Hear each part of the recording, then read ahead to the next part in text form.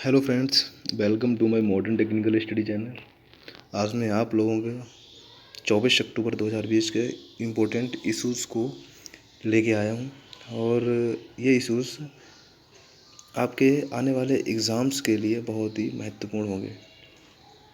तो मैं आपको जितने भी सारे क्वेश्चन बन सकते हैं मैंने सब क्वेश्चनों को समराइज़ किया है और जितने भी रिलेटेड पॉइंट है सबको यहाँ पे मेंशन किया है। ठीक है, तो यहाँ पे मैं आपको बताने वाला हूँ। पहला वर्ल्ड पोलियो डे। जो वर्ल्ड पोलियो डे हाल ही में वर्ल्ड पोलियो डे सेलिब्रेट किया गया है 24 अक्टूबर 2020 को वर्ल्ड पोलियो डे सेलिब्रेट किया गया। ठीक है, ये हर साल मनाया जाता है। इसका उद्देश्य होता है यानी कि जागरूकता और इसको जागरूकता अभियान चलाना और इसका इरेडिकेशन करना, कि इसको पोलियो वायरस को इरेडिकेट करना। ठीक है, तो वैसे जाहिर सी बात है हमारा भारत पोलियो फ्री हो चुका है। ठीक है, क्योंकि अभी मैं आगे बता रहा हूँ। ठीक है, तो यहाँ से पोलियो डे सेलिब्रेट जो पोलियो डे को सेलिब्रेट किया जाता है जोनास साल। अब देखो जोनास साल के लिए ही उनकी मतलब बर्थ को मेमोराइज़ करने के लिए पोलियो डे जो है वो सेलिब्रेट किया जाता है। फर्स्ट टाइम जोनास साल्क ने क्यों किया था? फर्स्ट टाइम जोनास साल्क ने पोलियो की वैक्सीन बनाई थी। ठीक है, और वो भी कौन सा? वाइल्ड पोलियो कहा जाता है उसमें, वाइल्ड पोलियो वायरस। ठीक है, वाइल्ड होता है। ठीक है, नेचुरल कहते हैं।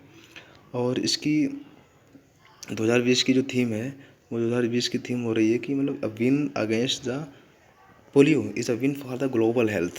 यानी ग्लोबल हेल्थ की मतलब जो पोलियो के अगेंस्ट में पोलियो की जो जीत है वो हमारी क्या है? ग्लोबल हेल्थ, वैश्विक स्तर की जो हेल्थ है, स्वास्थ्य की जीत है। ठीक है, तो इसके आगे तो मैं आपको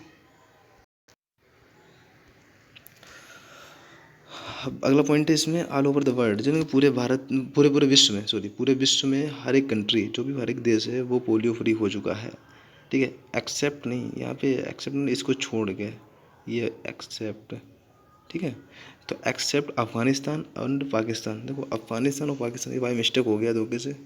ठीक है, अफ़गानिस्तान एंड पाकिस्तान अफ़गानिस्तान में अब भी corona virus corona polio virus के केस मिल रहे हैं। ठीक है, तो पोलियो वायरस में जो केस जो मिल रहे हैं तो ये अभी पोलियो फ्री नहीं हुआ है। अदरवाइज़ वहाँ की कंट्री जो हमारी इंडिया है, हमारी इंडिया मतलब पोलियो फ्री हो चुकी है 2014 से ही हो चुकी। मार्च 2014 में पोलियो फ्री हमारे इंडिया में पोलियो फ्री हो गया था। वो अच्छा डिक्लेयर कौन करता है? जो भी पोलियो फ्री या कोई भी स्टेटस अगर सर्टिफाई करता है तो वो WHO करता है। ठीक है, WHO ने ही इसको डिक्लेयर किया था कि भारत हमारा 27 मार्च 2014 को मतलब पोलियो फ्री हो गया था। और ग्लोबल पोलियो इरेडिकेशन इनिशिएटिव इन्होंने चलाया था। किसने? WHO ने चलाया था। Global polio eradication initiative launched by the WHO इन 1988, यानी कि 1988 में global polio eradication initiative launch किया गया था 1988 में। अब नेक्स्ट है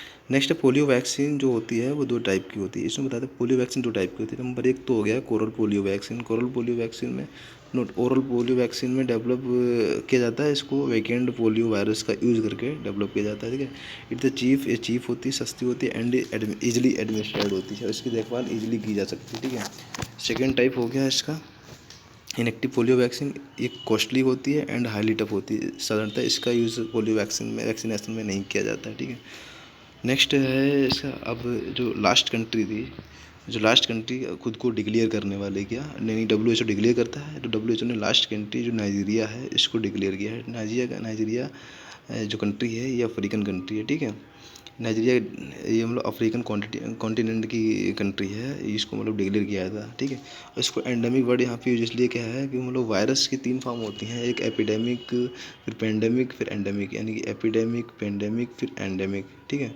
एपिडेमिक वो वायरस या वो बीमारियाँ वो वायरस होते हैं जो एपिडेमिक मतलब उसका जो प्रसार होता है यानी कि जो एक्सपेंसर होता है वो मतलब बहुत ही स्मॉल एरिया में एक्सप्रेड होता है। ठीक है, और उसके बाद में जो पेंडेमिक होता है वो तेज़ी से होता है लेकिन कम कुछ एरिया में होता है, तो उसे पेंडेमिक कहते हैं। और एंडेमिक का मतलब है इसी की फॉर्म, एंडेमिक की फॉर्म ही मतलब एंडेमिक ही इसकी फॉर्म है। पेंडेमिक की एंडेमिक फॉर्म है। एंडेमिक मतलब जो पेंडेमिक है ये धीरे धीरे तेज़ी से बढ़ता एक बहुत बड़े एरिया में, बहुत ब्रॉड एरिया में, जब पेंडेमिक बहुत ब्रॉड एरिया में फैल जाता है तो वो एंडेमिक का रूप ले लेता है। जब वो उसका सोल्यूशन कोई प्रॉपर सोल्यूशन नहीं होता है तो उसको एंडेमिक की कैटेगरी में डाल दिया जाता है। तो यानी कि पोलियो वायरस है हमारा एंडेमिक कैटेगरी में। हाल ही में अभी कोरोना भी चल रहा है, तो कोरोना के जो कोरोना को तो अभी पेंडेमिक में रखा है, क्योंकि अभी कोरोना का इलाज निरंतर उस पर प्रयास चल रहा है। तो अब उसके बाद वैक्सीन के लिए खोजें चल रही हैं, ठीक है। तो वैक्सीन जब तक बनेगी, फिर वैक्सीन का इम्पैक्ट स्टडी की जाएगी कि वैक्सीन की इम्पैक्ट या वैक्सीन इफेक्टिव हो रही है कि नहीं हो रही है। उसके बाद इस इशू को मतलब एंडेमिक या पेंडेमिक ही रहे, ये डिक्लेयर बाद में WHO करेगा। तो इन चीज़ों को सिर्फ सर्टिफाई करता है WHO ही हमेशा। उसके बाद है, अब मैंने वैक्सीन के 2 टाइप बताए। तो नेक्स्ट जो हमारा है यहाँ पे पोलियो वायरस का, ये देख लो। पोलियो वायरस 2 टाइप का होता है। पोलियो वायरस जो होता है वो 2 टाइप का होता है। इसमें एक नंबर हो गया इसका पोलियो वाइल्ड पोलियो वायरस हो गया। सेकेंड हो गया circulating vaccine derived polio virus, ठीक है। तो ये मतलब फिर ये तो नेचुरली होता है। जब ये ओरिजिनेट हुआ था तो उस समय इसको वाइल्ड पोलियो वायरस का नाम दिया गया था। लेकिन अभी सर्कुलेटिंग का मतलब हो जाता है कि लगातार उस वायरस के ट्रीटमेंट के लिए जो वैक्सीनेशन किया जाता है, वैक्सीनेशन के दौरान, वैक्सीनेशन के बाद जो उसका इम्पैक्ट होता है, उस इम्पैक्ट से कुछ मतलब बॉडी में इस तरीके के वायरस क्रिएट हो जाते हैं, तो उनसे कहते हैं मतलब wild polio circulating vaccine developed polio virus, ठीक है। तो यानी कि वैक्सीन को सर्कुलेट करने के बाद जो वायरस क्रिएट हो जाते हैं कभी कभी, तो ओरिजिनेट उन वायरसों को कहते हैं ये। नेक्स्ट इशू हमारा है, अब हाल ही में ILO इंटरनेशनल लेबर ऑर्गेनाइजेशन है, ये मतलब न्यूज़ में रहा है। तो यानी 35 साल बाद, क्योंकि ये आफ्टर 35 ईयर्स इंडिया ने क्या है, ILO के जो एक गवर्निंग बॉडी है उसकी चेयरमैनशिप को मतलब हासिल किया है, ठीक है। तो 35 साल बाद हुआ है, तो हमारे लिए अचीवमेंट है। ये क्वेश्चन पूछा जा सकता है, ठीक है। और ये इसने अचीव किसने किया है, वैसे लेबर एंड एम्प्लॉयमेंट सेक्रेटरी, हमारे अब लेबर एंड एम्प्लॉयमेंट सेक्रेटरी अपूर्व चंद्र हैं। इन्होंने मतलब किया, इनको अपॉइंट किया गया था chairperson of the governing body of ILO, ठीक है। तो अब ILO के बारे में भी पता होना चाहिए। ILO भी हमारे लिए इम्पोर्टेंट रखता है फिर, क्योंकि अब ILO के बारे में सभी चीज़ें क्या हैं। इसका हेडक्वार्टर देख लो आप, हेडक्वार्टर इसका स्विट्ज़रलैंड जिनेवा में है। हेडक्वार्टर स्विट्ज़रलैंड जिनेवा में। स्पेशल एजेंसी है UN की। इसको फाउंड किया गया था 1919 में, ठीक है। 1919 में हुआ था, ठीक है। तो यहाँ पे ILO एक पहला एंड सबसे पुराना, यानी कि फर्स्ट एंड ओल्डेस्ट, जो फर्स्ट होगा वही ओल्डेस्ट होगा। तो first and oldest specialised agency है। टोटल मेंबर कंट्रीज़ की हैं 187, ठीक है। अब इसमें एक पॉइंट है यहाँ पे ध्यान रखने वाला कि 187 में जो कंट्रियाँ हैं उसको मतलब डिवाइड किया है 186+1, ठीक है। तो 186 ये क्या है, ये वो कंट्रियाँ हैं जो UN में भी हैं। और एक जो कंट्री है वो है कुक आइलैंड, ठीक है। अब कोको आइलैंड तो हमारा म्यांमार में पड़ता है, ठीक है। म्यांमार और अंडमान के बीच में कुक आइलैंड ये अमेरिकन साइड में पड़ता है।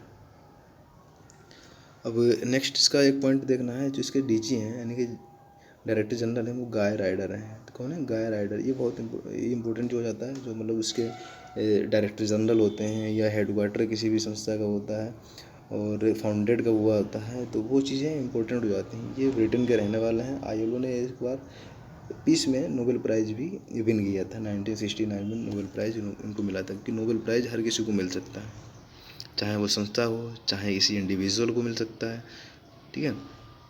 तो ILO में भी इस बार जीता है। इस बार का जो नोबेल प्राइज़, पीस में नोबेल प्राइज़ जीता है, UN की ही एक संस्था है, वर्ल्ड फूड प्रोग्राम, ठीक है।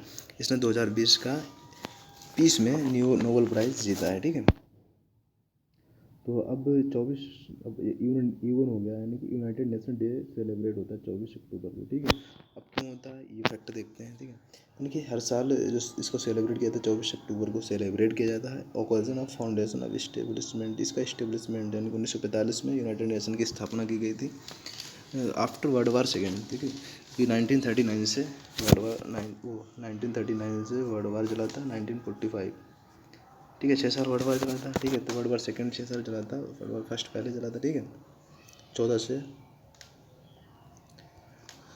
5 साल तक चला था, ठीक है।